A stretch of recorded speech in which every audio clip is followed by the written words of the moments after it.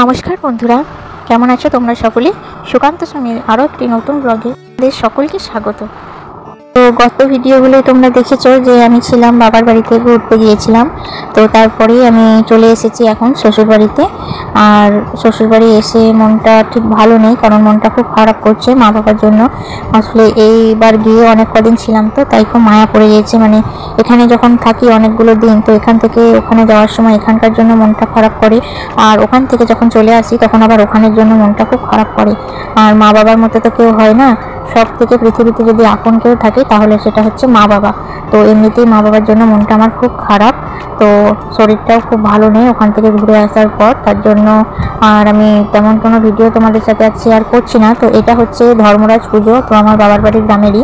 তো ভিডিওটা আমার অনেক দিন থেকে করা ছিল, তো ভাবলাম তোমাদের সাথে শেয়ার করে নিই। জানি এটা পুরোনো ভিডিও, তো ধর্মরাজ পুজো অনেক দিন হলো হয়ে গিয়েছে। তো ভিডিওটার ভয়েস দেওয়ার অপেক্ষায় ছিল, কারণ আমার ভয়েস দিতে দেরি হয়েছিল বলে তোমাদের সাথে আর শেয়ার করা হয়নি। তো আমি দেখলাম যে এখন তো ভিডিও করা যাচ্ছে না, তার জন্য এই ভিডিওটা তোমাদের সাথে শেয়ার করে নিচ্ছি। তো আমাদের কিন্তু ওখানে ধর্মরাজ পুজোয় প্রচুর ভিড় হয়, আর প্রচুর ভক্ত ওখানে উপোস করে। তো না খেয়ে উপোস করে ভক্তরা সকলে মিলে মেতে ওঠে এই ধর্মরাজ পুজোয়। তো খুব ধুম হয়, আগেও ধুম হতো, তো আগে কিন্তু এত হতো না। তো এখন দেখছি বেশ কিছু ভিড় হচ্ছে। আর এই দেখো সকলে মিলে এখানে মানে ঠাকুরকে গ্রাম ঘোরাতে নিয়ে এসছে। তো গ্রাম ঘোরাতে নিয়ে এসে সেখানে সকলে মিলে আনন্দ করছে। তো সকলে মিলে যে আনন্দ দেখতে কিন্তু খুব ভালো লাগছে। তো আমি কিন্তু ওখানে ছিলাম না ধর্মরাজ পুজোতে, তো এখানেই ছিলাম।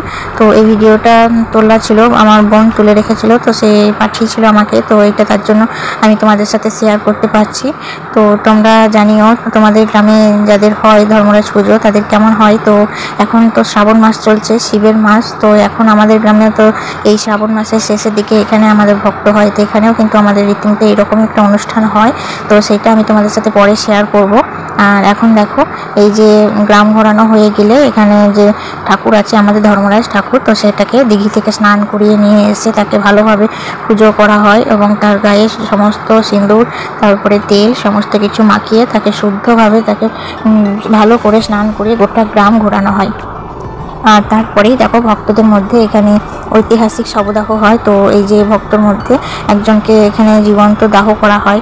তো সেটাকে মরাটাকে প্রথমে গোটা গ্রাম ঘুরে নিয়ে আসা হয়, তারপর এই মরাটাকে দাহ করা হয়। তো আমরা যখন ছোট ছিলাম তখন কিন্তু এইগুলো দেখার জন্য খুব মানে ছুটে যেতাম, বাড়িতে থাকতাম না। তো এগুলো সারাদিন দেখতাম, ওখানেই পড়ে থাকতাম। আর এগুলো দেখার জন্য কিন্তু খুব ভিড় হতো। তো যেহেতু ছোট ছিলাম তো ভিড়ের মাঝে ঢুকতে না পারায় সেগুলো কিন্তু দেখতে পাই না। তো অনেক বছর হলো ধর্মরাজ পুজোয় আমার ওখানে যাওয়া হয় না, আর ধর্মরাজ পুজো দেখা হয় না। তো সেই ছোটোতে যা দেখেছিলাম আর বিয়ের আগে যেটুকু দেখেছিলাম সেইটুকুই, তারপর আর আমার ওখানে যাওয়া হয়নি, মানে হয়ে ওঠেনি আর কি। আর এখনকার দিনে ছেলে পেলে এইসব জিনিস তো কেউ করবে না। তো আমাদের এই যে ভক্তগুলো আছে তারা কিন্তু এখানে রীতিমতো প্রতি বছর উপোস করে, এবং এই উপোস করে তারা না খেয়ে ওই আমাদের মন্দির তলাতে ঠাকুরতলায় তারা কিন্তু থাকে, তারা কিন্তু বাড়ি যায় না, তারা রাত্রে ওখানেই থেকে যায়। আর ওখানে থেকে তাদের ভক্ত মানে পালন করে, তারপরে তখন নিয়ম মেনে ওটা পুজোটা কমপ্লিট করা হয়।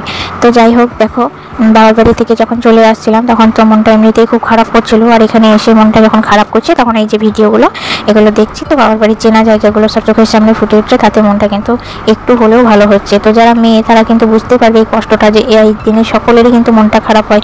মানে এমন দিন কিন্তু সকলেরই আসে, মানে বাবার বাড়ি থেকে চলে আসার সময় কিন্তু প্রচণ্ড কষ্ট হয়। সেই চেনা সব কিছু, চেনা বাড়ি চেনা গ্রাম সমস্ত কিছু একটা মেয়েকে ছেড়ে আসতে হয়, যে সেটা যে কতটা কষ্টে সেটা কিন্তু একটা মেয়েরাই জানতে পারে।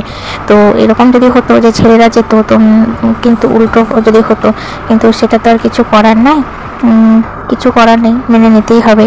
এটা হয়ে আসছে যুগ যুগান্তর থেকে, এটা মেয়েদেরকে সমস্ত কিছু মানিয়ে নিতে হয়। তার জন্য মেয়েরা, কথাতেই তো আছে যে মেয়েরা হচ্ছে তরল পদার্থ, তো যে পাত্রে রাখবে সেই পাত্রেরই আকার ধারণ করবে।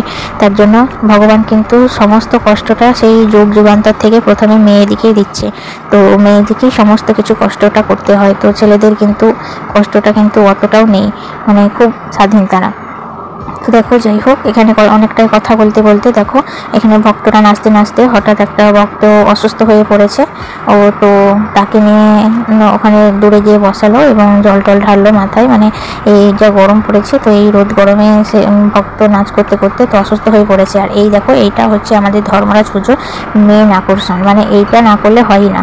তো এটা হচ্ছে মুখোশ নাচ। তো এই মুখোশটা পরে নাচতে নাচতে অটোমেটিক তার ভর চলে আসে। তো এইভাবেই সমস্ত পুজোটা কমপ্লিট হয় আর আমাদের কিন্তু সত্যিই খুব আনন্দ হয়। তো যাই হোক, ভিডিওটা বেশি বড় করলাম না, আজকে এইটুকুই ছোট্ট ভিডিওটা তোমাদের সাথে শেয়ার করলাম। কেমন লাগলো কমেন্ট করে জানিও, আর ভালো লাগলে পাশে থাকা বেল আইকনটি প্রেস করে দিও। আর দেখা হচ্ছে আরও একটি নতুন ভিডিও নিয়ে তোমাদের সাথে। ততক্ষণ ভালো থেকো।